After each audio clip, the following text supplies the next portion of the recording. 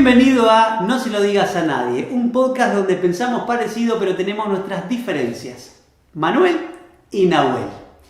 Y hoy vamos a conversar sobre la segunda parte del libro La buena magia de Darwin Ortiz. En el podcast pasado empezamos a hablar de los conceptos, de los puntos más importantes que tiene este libro, que es excelente, y como siempre no nos alcanzó el tiempo. Entonces hicimos una segunda parte. Si no nos alcanza el tiempo, quizás haya una tercera parte. No lo sabemos, o sí lo sabemos. Es muy probable que no alcance el tiempo. Ya les contaste otra vez, entonces. Si quieren les puedo contar Sexto Sentido, Bruce Willis. La palma al principio, ¿no? Estás spoileando todo al final. Si bueno, les puedo contar también en cómo termina, ¿no? Vamos entonces con estos temas que son interesantísimos. Quiero empezar hablando de un tema central que está en el libro, que es la magia como fuente de entretenimiento. Y como sé que te apasiona mucho este tema, quisiera que lo expongas vos. Sí, cada vez que pienso la palabra entretenimiento, pienso que tiene unas connotaciones que no son las que nosotros interpretamos en la traducción. Lo veo en Dave Vernon y ahora lo veo también en Darwin Ortiz. En realidad, lo que Darwin Ortiz plantea, y que estoy completamente de acuerdo, me dio mucho placer al leerlo y me reafirmó en mi creencia, que la falacia de Fritsky, ¿no? Como la llama él, que dice, bueno, la magia en realidad necesita, al no ser interesante por sí sola y no tener un significado, necesita de la música, la danza, las luces, las historias para poder ser interesante para los espectadores, ¿no? Y yo no creo en eso realmente. Pienso que la magia es interesante por sí misma, por todos los temas que hablamos, por el simbolismo, porque representa los deseos arquetípicos del ser humano, porque internamente todos los superpoderes que plantea la magia, los poderes son todos deseables por el ser humano, los queremos ver, ojalá los tuviésemos, resolveríamos muchos problemas, crearíamos muchos otros, y entonces que la magia no necesita, sí que a veces la música o las luces, o la historia, o el vestuario, o la danza, ayudan a la magia, están al servicio de la magia, pero no al contrario, ¿no? Porque a veces vemos como que la magia está al servicio, ¿no? O del drama, o de la música, o de la danza, o del relato, ¿no? Y creo que un buen balance de esto es René Laván, como dice, como lo cita y como todos pensamos, de la magia argumentada con una historia, donde el balance entre la magia y la historia siempre se mantiene y se vive la magia, pero se siente y uno se emociona también con la historia, ¿no? Exactamente. Otro tema central que toca también el libro es el que tiene que ver con la actitud desafiante. Sí, gran peligro. Y es un tema controvertido me parece a mí, ¿no? Porque hay algunos magos en donde piensan que hay que desafiar al público, y otros que piensan exactamente lo contrario, que no hay que desafiar al público para empatizar mejor. Darwin Ortiz expone una postura que es interesante también cuando uno la lee y la estudia y la lee y la comprende también, ¿no? Y él plantea que no necesariamente uno tiene que estar en un lugar o en otro lugar. Puede ir yendo y migrando de un lugar a otro, dependiendo del efecto mágico, ¿no? Bueno, en realidad, primero hay que aclarar a qué significa con la actitud desafiante, porque una cosa es la actitud que tiene el mago frente al espectador y otra cosa es lo que genera el efecto que uno está realizando, la emoción que genera o el desafío que genera a la hora de verlo. Claro. Lo que Darwin Ortiz se refiere, a mi juicio, o lo que yo entendí por lo menos en este capítulo, en esta pequeña referencia que hace al principio del libro, me parece una introducción extraordinaria, un gran resumen del libro, es que el mago a veces desafía al público y la magia se transforma en yo hago un juego y vos intentás descubrirlo, ¿no? Y entonces esa actitud desafiante de fíjate cómo lo hago, mirá que no lo vas a ver, ay lo vi, pero no lo viste porque mirá el sucker trick, ¿no? Pero mal entendido. Hacen que al final se vuelva una competencia entre el mago y el espectador, y eso es muy malo. Claro. Al principio cuando lo leí me pareció, bueno, Darwin Ortiz va un poco en contra de la filosofía vernoniana, luego analizada, profundizada y quizá también evolucionada de Tamariz con la vía mágica. Y al final dice algo que como que confluyen las ideas, porque dice, bueno, en realidad el gran ejemplo de esto es Juan Tamariz, porque él no tiene una actitud desafiante, sino que él desafía con la magia que hace, desafía el intelecto, no le hace un reto al intelecto para vencerlo a través de los juegos y no a través de la persona, ¿no? Y creo que eso sería como el resumen de no tener una actitud desafiante, ¿no? Pero sí uno puede desafiar el intelecto de las personas, de hecho lo hace todo el tiempo, mediante la magia. Claro, exactamente. Y otro tema central, si volvemos a hablar en cuanto al concepto de la claridad, que expone Darwin Ortiz como uno de los pilares centrales en cuanto a la concreción de un efecto de magia, él habla de que una forma de crear esta claridad es sacar accesorios, ¿no? O sea, menos accesorios. Y él dice también en el libro, menos es más, ¿no? La típica frase que se utiliza en muchos contextos. Y expone la clásica rutina de Slaidini One Coin Routine, en donde solo se usa una sola moneda. Él expone que en esta rutina uno puede seguir claramente todos los pasos y hasta un niño lo puede hacer. No se precisa que la persona esté súper atenta ni que sea súper inteligente para poder seguir el efecto de magia. Sin embargo, yo no sé si en todos los casos el sacar accesorios mejora o empeora, ¿no?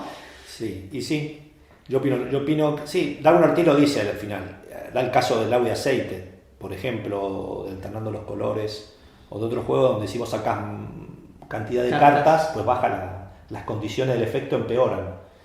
Mejora la claridad, pero las condiciones son peores, ¿no? Y en el equilibrio, en la madurez, en el tener el equilibrio está el secreto, ¿no? De decir, bueno, para darle claridad quito elementos, se vuelve más claro, pero las condiciones son peores. El agua y aceite es un caso clásico.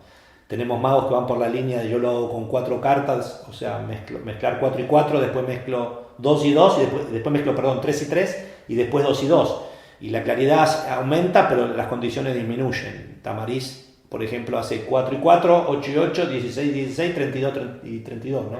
Digamos, ¿entendés? Claro. Y entonces aumentan las condiciones y bueno, en entender cuál magia es más fuerte es de lo que se trata el libro, ¿no? De generar strong magic. Entonces, lo que puede ser bueno para algunos juegos puede ser malo para otros, y eso de quitar elementos, bueno, queda en el criterio, pero sí es bueno tenerlo en la mente, ¿no? Por eso es tan bueno este libro que te despierta de pensar, ¿no será que estoy usando muchos elementos? ¿No será que el mismo efecto, la misma sensación la consigo quitando cosas más que poniendo? Es muy bueno ese concepto.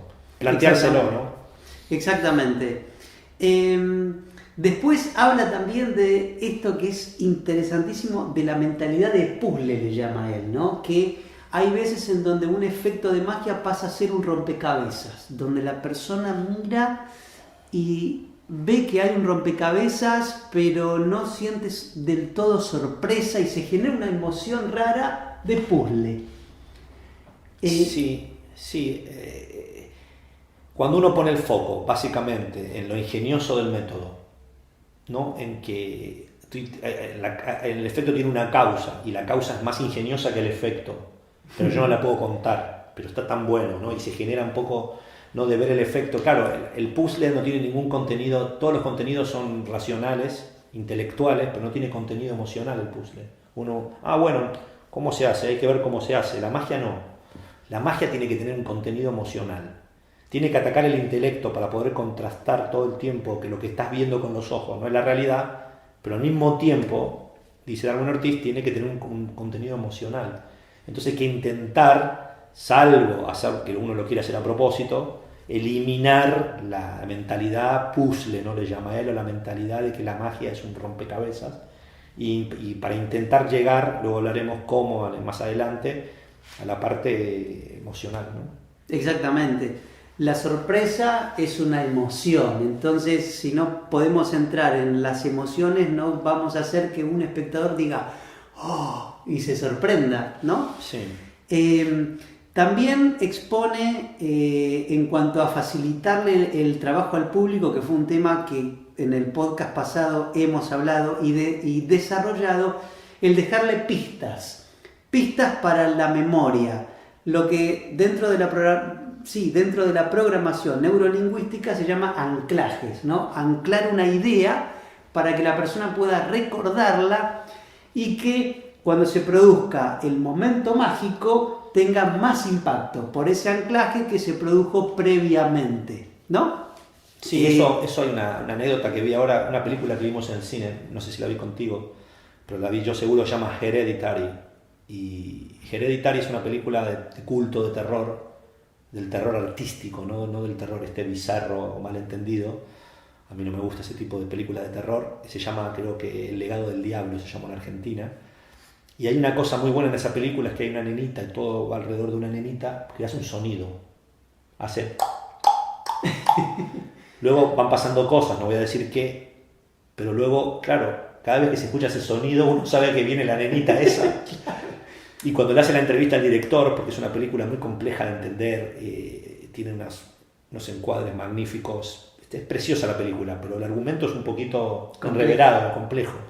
Entonces yo miré un par de entrevistas al director para ver el director cómo lo... Y le dicen, no, qué genial, le dicen al director, qué genial la idea del ruido, ¿no? Y el director dice, no, pero eso es un device. Como en castellano device sería como un agregado. No, un device es como un teléfono, es un instrumento. Un instrumento. Es un instrumento que utilizamos los cineastas para lograr un anclaje, ¿no? O un gancho evocador. Pero todo el mundo lo veía como la genialidad más grande, ¿no? Y ahí te das cuenta lo que es, ¿no? Utilizar una técnica aplicada a algo artístico como una película, como la magia, cómo es percibido por las personas, ¿no? Que decían, qué increíble, qué buena idea, y simplemente era un anclaje, ¿no? Claro, exactamente. Cómo ayudan a la película, ¿no? Exactamente. También habla Darwin Ortiz en este libro sobre la magia para magos versus la magia para público, porque para engañar a un mago o para sorprender a un mago vamos a utilizar técnicas que no van a ser igualmente como efectivas en el público, porque tienen otros patrones de pensamiento y de formas de ver la vida y de ver el mundo también, ¿no? Yo lo decía en el podcast hace unos tiempo atrás cuando hablábamos de lo de Vernon. Ahí hablaba, no porque Vernon lo diga particularmente, pero sí la idea de que la magia para magos está muy sobrevalorada, ¿no? Como que no siempre la magia para magos, engañar a un mago es mejor que engañar a un espectador. Y eso es porque, explica Darwin Ortiz, claro, yo lo saqué del libro de Darwin Ortiz, habiéndolo leído en el año 90 y pico, no me había dado cuenta que lo leí de ahí, que siempre yo digo, lo repito de ahí, que es, vos a un mago, a un espectador, vos le haces el juego, y el espectador no tiene idea del 90% de cómo lo hiciste. Pero él sabe, te vio la moneda, te la vio acá, empalmada. No sabe cómo está en el nido de cajas. No sabe cómo entró ahí, pero te la vio empalmada la moneda. Entonces dice, ya descubrí el juego. Y la típica respuesta del mago mediocre es, no, bueno, vos la viste acá empalmada, pero lo que no sabes es cómo le hice entrar en la cajita. Claro. El espectador dice, a mí no me interesa, yo te vi que vos la sacaste de acá, la empalmaste y la habrás metido de alguna manera. Y el mago trata de luchar contra eso, diciendo, bueno, sí me descubrió, pero no sabe cómo la metí, ahí lo engañé, En cambio el mago actúa diferente, el mago puede que conozca el 90% de lo que estás haciendo, ahí la empalmó, ahí la puso arriba, ahí la llevó a la cartera, pero lo que no sabe es cómo metiste la carta en la cartera que la tenía él.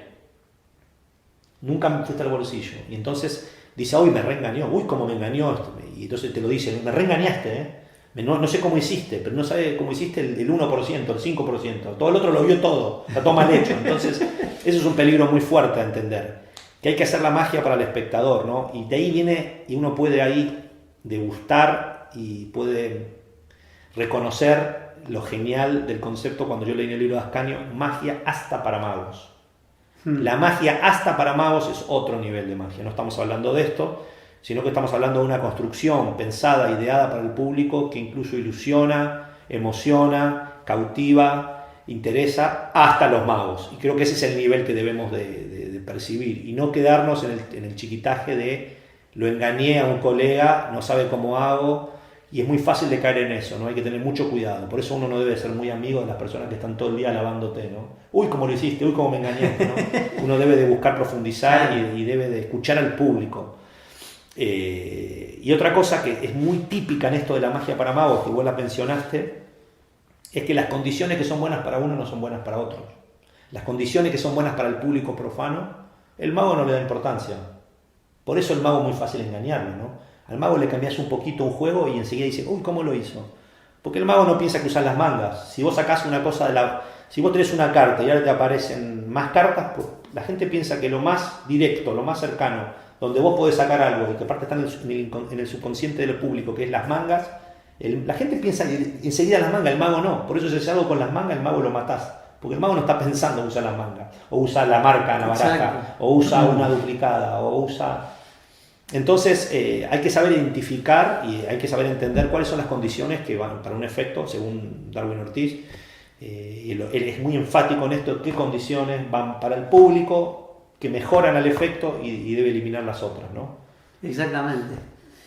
Vuelvo al tema de antes en cuanto a los anclajes, porque me acordé ahora de algo y me parece interesante también, y lo traigo acá para que lo charlemos también. A mí me gusta usar pequeñas frases en cada efecto. Por ejemplo, en un efecto digo sé cosas. Y este es el anclaje, digamos, ¿no? O sea, esto sale porque sé cosas. Y sirve tanto para un efecto como para hilar varios efectos después o crear un acto completo de 15 minutos donde sé cosas, ¿no? Me acuerdo también frases de grandes actos como el de René Laván, el no se puede hacer más lento, que eso es un anclaje, lo ancla en la mente del público, entonces el público piensa, hizo todo súper lento, porque no se puede hacer más lento, ¿no? Sí, claro.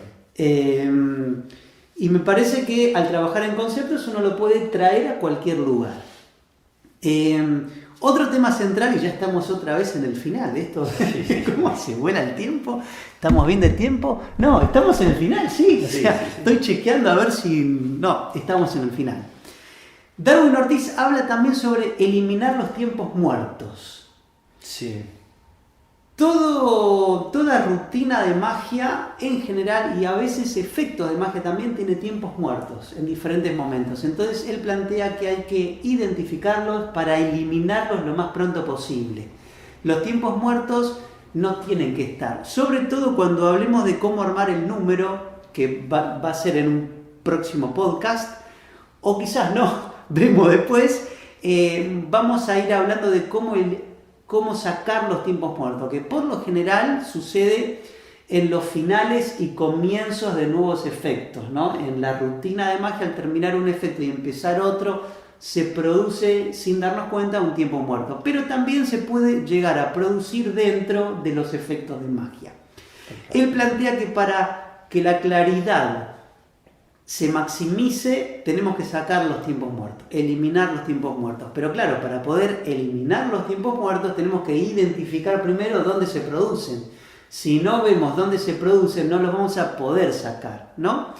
Y para terminar, quisiera que hables un poco sobre cómo llegar a las emociones según Darwin Ortiz, que sé que es un tema que lo estudiaste mucho y te gusta, ¿no? Aparte. El tema de las emociones es un tema a veces complejo de entender porque lo que uno llama emociones, otro lo llama de otra manera, pero están ahí, digamos. Las llame de una manera o de otra, las emociones están ahí. Darwin Ortiz plantea, bueno, todos leímos el Lens, donde en él plantea, dice, bueno, lo que tenemos que lograr es que el público suspenda la suspensión de la incredulidad, ¿no? De decir, bueno, estoy creyendo, soy creyente. Y claro, Darwin Ortiz se da cuenta que eso sucede en el teatro, porque si uno está viendo la obra de Peter Pan y ve a Peter Pan volando, uno tiene que, aunque vea los cables, tiene que suspender eso para poder meterse dentro de la historia, ¿no? Y poder vivir la historia. Entonces no está todo el tiempo contrastando con la realidad porque acepta la premisa básica de que en esa realidad el protagonista vuela. Exacto. Y entonces el verlo volar acentúa, ¿no?, la inmersión en la ficción que se está planteando. Pero claro, la magia, dice él, es muy difícil de aplicar, porque la belleza de la magia radica en que los ojos no pueden, la mente, el intelecto no puede creer lo que los ojos están viendo. Entonces, eso es muy difícil, y dice que si querés llegar a las emociones del espectador, primero tenés que dejar perplejo al intelecto. El intelecto tiene que quedar adormecido, emocionado, conmocionado y emocionado para que después pueda llegar a las emociones que vive, ¿no? Que es la parte...